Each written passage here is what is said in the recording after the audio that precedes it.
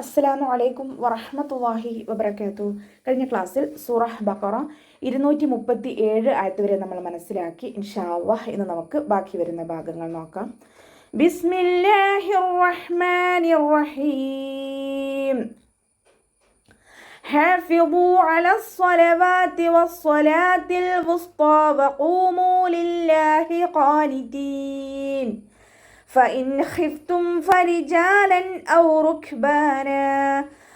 ركبانا فإذا أمنتم فاذكروا الله كما علمكم ما لم تكونوا تعلمون حافظوا على الصلوات. അക്ഷരത്തിൻ്റെ സൗണ്ടിനെ തൊണ്ടയുടെ മധ്യഭാഗത്ത് തന്നെ കൊണ്ടുവരിക. അലിഫ് സൊയറയാണ് കൂടെ വന്നിട്ടുള്ളത്. 2 കൗണ്ട് നീട്ടി കൊടുക്കുക കേട്ടോ. വാ ഇസ്തിഅലാഇൻ്റെയും ഇത്ബാക്കിൻ്റെയും ലെറ്ററാണ്. അപ്പോൾ നാവിൻ്റെ മുഴുവൻ ഭാഗങ്ങളും മുകളിലേക്ക് ഉയർത്തിയിട്ട് തഫ്ഹീം ചെയ്യുക. വൗമദ് കൂടെ വന്നിട്ടുണ്ട്. 2 കൗണ്ട് നീട്ടി കൊടുക്കുക കേട്ടോ.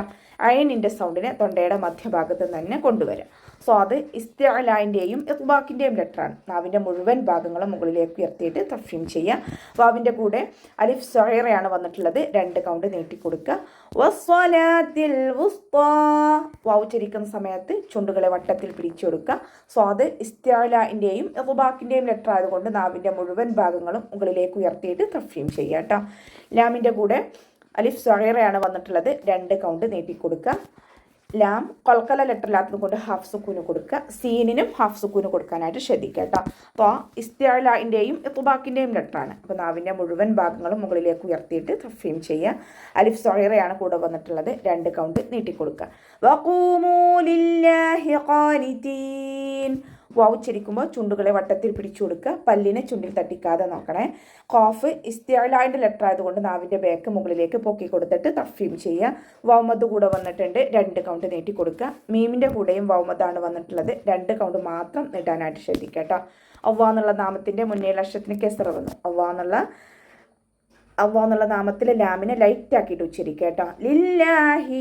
ഹ എന്നുള്ള അക്ഷരത്തിൻ്റെ സൗണ്ടിനെ തൊണ്ടയുടെ അവസാന ഭാഗത്തു നിന്ന് കൊണ്ടുവരിക. ഹംസയുടെ സൗണ്ടായി പോവാതെ നോക്കുക. ലില്ലാഹി നോദിപ്പോവരുത്. ലില്ലാഹി ഖാനിതീൻ. ഖാഫ് ഇസ്തിഅലാഇൻ്റെ ലെറ്റർ ആയതുകൊണ്ട് നാവിൻ്റെ ബാക്ക് മുകളിലേക്ക് പൊക്കിയിട്ട് തഫ്ഹീം ചെയ്യുക. അലിഫ് സഗീറ കൂടെ വന്നു. 2 കൗണ്ട് നീട്ടി കൊടുക്കുക. ഇനി ഇവിടെ മദ് ആര് സുക്കൂനിൽ വഖഫ് ചെയ്യുമ്പോൾ 2, 4, 6 കൗണ്ട് വീതം നീട്ടി വഖഫ് ചെയ്യാനായിട്ട് ശ്രദ്ധിക്കുക. ഫഇൻ ഖിഫ്തും. ഫ ഉച്ചരിക്കുമ്പോൾ ലൈറ്റ് ആക്കിയിട്ട് ഉച്ചരിക്കുക. മേലെ മുൻപല്ലിൻ്റെ അറ്റം താഴെ ചുണ്ടിൻ്റെ ഉൾവശത്ത് നനഞ്ഞ ഭാഗത്ത് വെക്കുക. നൂൻ സാക്കിനയ്ക്ക് ശേഷം ഇവ്ഹാറിൻ്റെ ലെറ്റർ ആയിട്ടുള്ള ഹ വന്നിട്ടുണ്ട്. നൂൻ സാക്കിനയെ വ്യക്തമാക്കി മണിക്കാതെ ഊതുക. നൂനിൻ്റെ സൗണ്ടിനെ വ്യക്തമായിട്ട് കേൾപ്പിക്കുക. ഫഇൻ ഖിഫ്തും. ഹ ഇസ്തിഅലാൻ്റെ ലെറ്ററാണ്. പക്ഷേ ഇസ്തിഅലാൻ്റെ ലെറ്റേഴ്സിന് കിസ്റയാവുന്ന സമയത്ത് നമ്മുടെ നാവിൻ്റെ ബാക്ക് നമുക്ക് കൂടുതലായിട്ട് പൊക്കാൻ കഴിയില്ല. അപ്പോൾ അക്ഷരത്തിൻ്റെ സൗണ്ടിനെ വ്യക്തമാക്കിയിട്ട് ഉച്ചരിക്കുക കേട്ടോ. ഫ ലൈറ്റ് ആക്കിയിട്ട് ഉച്ചരിക്കുക. ഫരിജാലൻ ഔ റുക്ബാന. ഫ ലൈറ്റ് ആക്കിയിട്ട് ഉച്ചരിക്കുക. റോ കെസ്റയാണ്, അതുകൊണ്ട് ലൈറ്റ് ആക്കിയിട്ട് ഉച്ചരിക്കുക. ജീമിൻ്റെ കൂടെ അലിഫ് മദ് വന്നു. 2 കൗണ്ട് നീട്ടിക്കൊടുക്കുക. ലാമിന് ഫതഹ് തെൻവീനാണ് വന്നിട്ടുള്ളത്. തെൻവീനിന് ശേഷം ഇദ്ഹാറിൻ്റെ ലെറ്റർ ആയിട്ടുള്ള ഹംസ വന്നു. തെൻവീനിലുള്ള നൂനിൻ്റെ സൗണ്ടിനെ വ്യക്തമായിട്ട് കേൾപ്പിക്കുക. ഫരിജാലൻ ഔ റുക്ബാന. വാവ് ഉച്ചരിക്കുന്ന സമയത്ത് ചുണ്ടുകളെ വട്ടത്തിൽ പിടിച്ചു കൊടുക്കുക. കാഫ് കൊൽക്കല ലെറ്റർ ഇല്ലാത്തത് കൊണ്ട് ഹാഫ് സുക്കൂന് കൊടുക്കാനായിട്ട് ശ്രദ്ധിക്കുക കേട്ടോ. പിന്നെ ഖാഫിന് കുറച്ച് എയർ പാസ് ചെയ്യണ സൗണ്ടും കൊടുക്കണം. ഔ റുക്ബാന അതുപോലെ ഓതുക കേട്ടോ.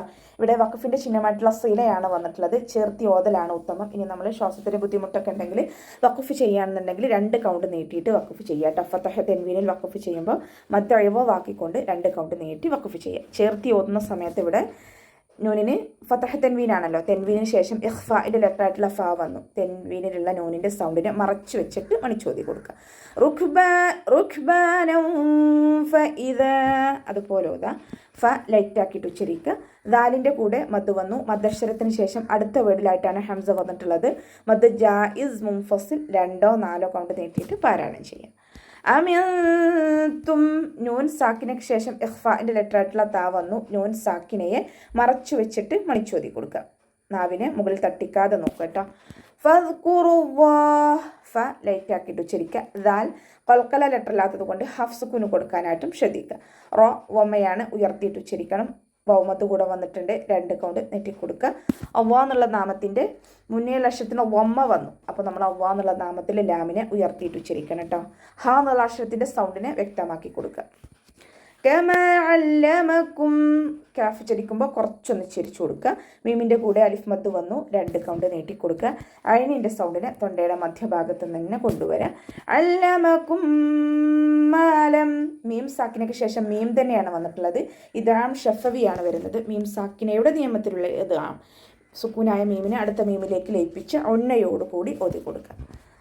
മാലം തകൂനു തഅലമൂൻ, കാഫിൻ്റെ കൂടെ വൗമദ് വന്നു, 2 കൗണ്ട് നീട്ടിക്കൊടുക്കുക. നൂനിൻ്റെ കൂടെയും വൗമദ്ദാണ് വന്നിട്ടുള്ളത്, അവിടെയും 2 കൗണ്ട് വീതം നീട്ടാനായിട്ട് ശ്രദ്ധിക്കുക. അയൻ പൽക്കല ലെറ്ററില്ലാത്തത് കൊണ്ട് ഹാഫ് സുക്കൂന് കൊടുക്കുക. ഹംസയുടെ സൗണ്ടായി പോവാതെ നോക്കുക കേട്ടോ.